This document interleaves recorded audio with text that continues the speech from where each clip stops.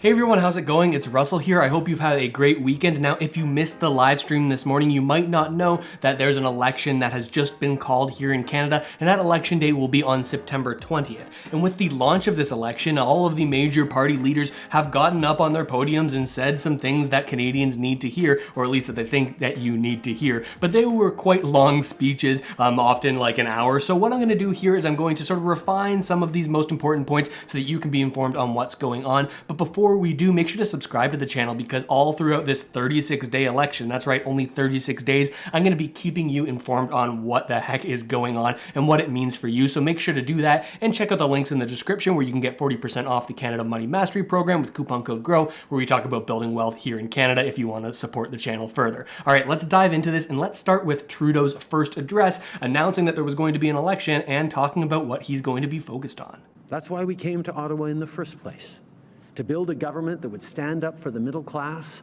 and people working hard to join it. That was the real change we delivered over the first 6 years. In fact, the very first thing we did was to raise taxes on the wealthiest 1% so we could lower them for the middle class. It's the real change we delivered by lifting hundreds of thousands of kids out of poverty with the Canada Child Benefit. Real change by delivering clean drinking water to thousands of Indigenous people in over 100 communities. By building and refurbishing almost 200 schools so far so that tens of thousands of Indigenous kids have a better chance. It's a real change we delivered by pushing hard so that everywhere in the country there is a price on pollution, and then standing firm so that in no province is it free to pollute anymore. And those are the values that drove us to deliver the CERB and the wage subsidy to make sure that Canadians could get through this crisis too.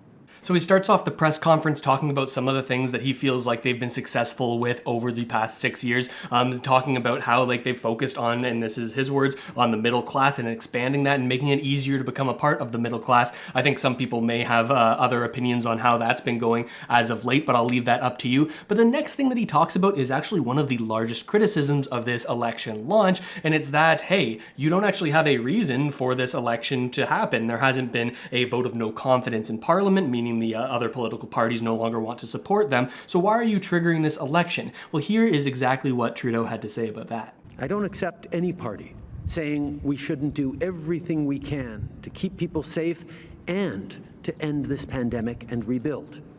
And I certainly don't accept any politician saying you shouldn't have your choice on how to do that or on what comes next. Because as much as we've done over the past many, many months, we've got a lot of work ahead of us. We think families looking for childcare should get that now. We think workers deserve good middle-class jobs now. We think more ambition on climate change is needed now. That's what we think. So what do you think? You deserve a say, because this is your moment. We're going to hear from the other political leaders here in a moment, and yes, this is one of the criticisms that they raise, but Trudeau here is saying, hey, even though we didn't have necessarily a reason to launch this pandemic election, we still are going to launch it because we believe that Canadians deserve a say on many of these issues on how we go forward as a country. He also brings up the rather controversial fact that the Canadian government just said that certain federal workers will be mandated to have to get a vaccine, something that is a little bit controversial, certainly in many circles. And he says, hey, even though we don't think this is controversial, this is what we want to do as liberals. We want to allow an election to say, hey, people, vote, and we'll see what you think after the vote on whether or not you think that our platform and the ideas and these decisions we're making are actually a good idea for Canada. Then he makes some more comments on some topics that weren't touched on earlier in the speech. The first one is housing, talking about their plans to make housing more affordable, and then he does a sort of summary of these main election points, so let me show you what I'm talking about. Thinking about how it just keeps getting more expensive to raise a family, to young people worried about how to afford a home. You're right, it is tough. Indeed, it's unacceptable. So we're going to continue investing in housing, and we're going to keep making life more affordable.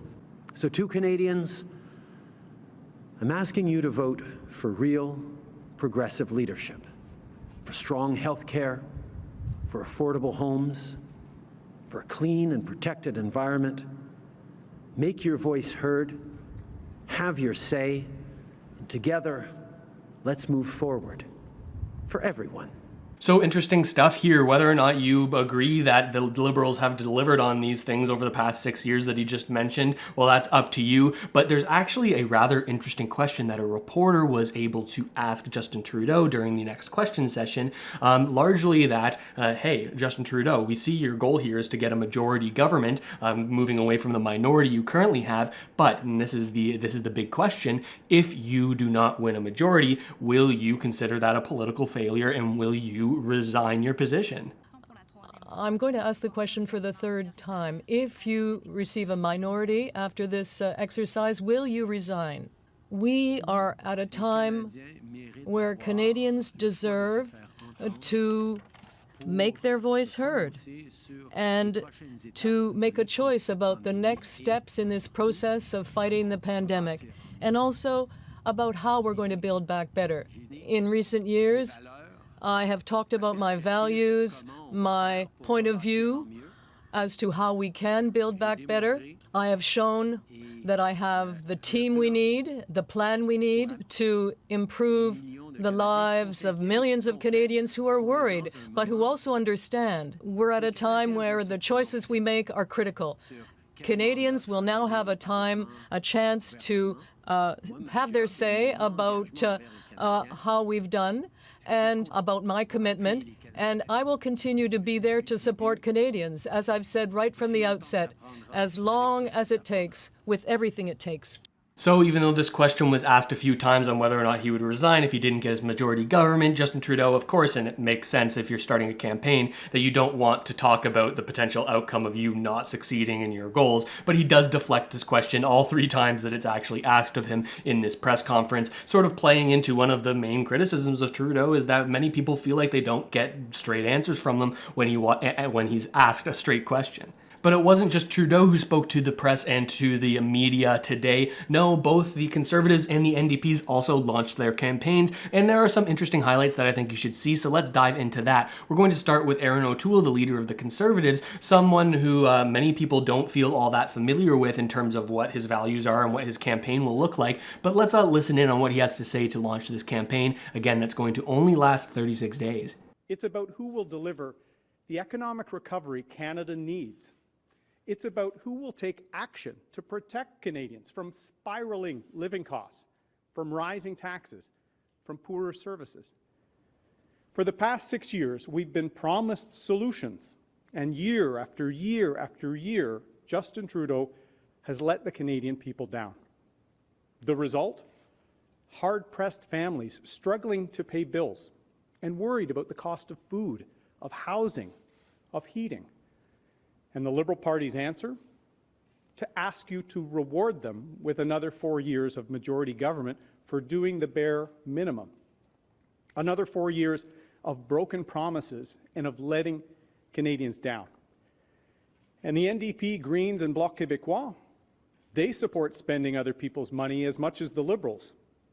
They're all the same. So here, clearly, Erin O'Toole is trying to position himself and the Conservative Party at large as the only option for people who aren't comfortable with the mass amount of spending that's happened under the Liberals government, or certainly over the past year and a half, and the projected spending that would come from many of the NDP's more progressive and, although expensive, programs. We need a strong economy so that today's Canadians can have confidence that tomorrow will be brighter for the next generation. Canadians deserve to know what their politicians will deliver. They deserve to know that there's a plan, and they deserve a government that will keep its word. 12 years in the military have taught me to always have a plan. We'll work relentlessly to make sure that for generations to come, Canadians can grow up with world-class services, a healthy economy, and healthy finances. Canada is a country where politicians must earn trust, not one where you're born into power and can take it for granted. Obviously, that last comment, a direct shot at Trudeau saying, hey, he was just born into the position that he was in and was a sort of fed with a silver spoon. That's this narrative that the Conservatives certainly are trying to have take hold here, potentially trying to get that to help them in this election where they're actually starting from behind. However, a criticism that the Conservatives may face over the next little while is just how few details there are about exactly what their plan is. Their website does have a 5-point plan on what they want to do to get Canada back on track with this sort of slogan, secure the future. However, there's not more than a few paragraphs on each of those major points, something that is a little bit contrasted now by the NDP, who just released a 115-page a document, a PDF on their website that says, hey, here are all our commitments. There are problems with that, but we're going to touch on it in a moment. Hopefully the Conservatives will come out with more detail on what exactly they would do if they were elected, because it's pretty tricky to judge any party until you know, hey, this is what we are actually committing to do and this is how we're going to do it. But now let's listen in on what Jagmeet Singh of the NDP had to say to launch his campaign. Again, this is going to be a short campaign, so they're trying to jam everything in as quickly as they possibly can. And also importantly for Jagmeet Singh, he didn't perform all that well in the previous election, so this could also be a referendum on Jagmeet Singh's leadership of the NDP party. If they don't perform well here, well, maybe the NDP may consider different leadership going forward. But let's hear what he has to say to launch the campaign. These crises have only gotten worse over the past 6 years. When we think about the climate crisis, Justin Trudeau is the only leader of a G7 nation who has increased emissions over the 6 years he's been in power. And we know that the climate crisis is so devastating. We are feeling the impacts of it right now with forest fires across Canada, making it hard to breathe, making it hard to see the sky. This is a real challenge that we're up against, and it's only getting worse. We know that the housing crisis was a crisis before the pandemic. It's only gotten worse over these 6 years. It's becoming more and more unaffordable for people across the country to find a place that's in their budget to rent or to own. So you may notice that Jagmeet here is touching on some similar points that Justin Trudeau did in his speech, but instead Jagmeet is saying, hey, the Liberals may talk a big game about these things they want to do, but if you look at their results, are you really convinced that it's going to actually continue to get better over the next years, or are you not entirely satisfied? He's saying, hey, maybe the NDP are an additional option that could take things actually in a different direction. I'll start with the vision. We know that the Canadians are worried about what happens next. It's a very genuine and real worry. People are up against a lot of challenges. They're worried about what happens next. And we've seen governments do one of two things coming out of an economic crisis. There is a clear playbook that previous Conservatives and Liberals have used, and that's either cutting the help that people need, which I'll remind folks, Justin Trudeau is already doing right now. He has already cut the help that people who can't go back to work receive by cutting the CRB by $800 a month.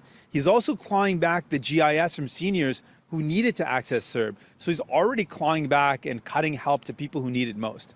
The other option is to put the burden back on the people that have already suffered or already struggled by increasing taxes on workers, on small businesses. We are the only party saying very clearly there is a third option, which is to make the ultra-rich pay their fair share. Companies like Amazon, which make record profits in this pandemic, do pay virtually no taxes in Canada. We can stop that. We can make sure they pay their fair share and invest that back in people. Everyday workers pay their fair share. So should wealthy corporations, so should the richest billionaires. Just because you're a billionaire shouldn't mean that you get to hide your wealth. And that's one of the things that we bring to the table, that we're going to make them pay their fair share and invest that into healthcare, into housing, into justice for Indigenous people.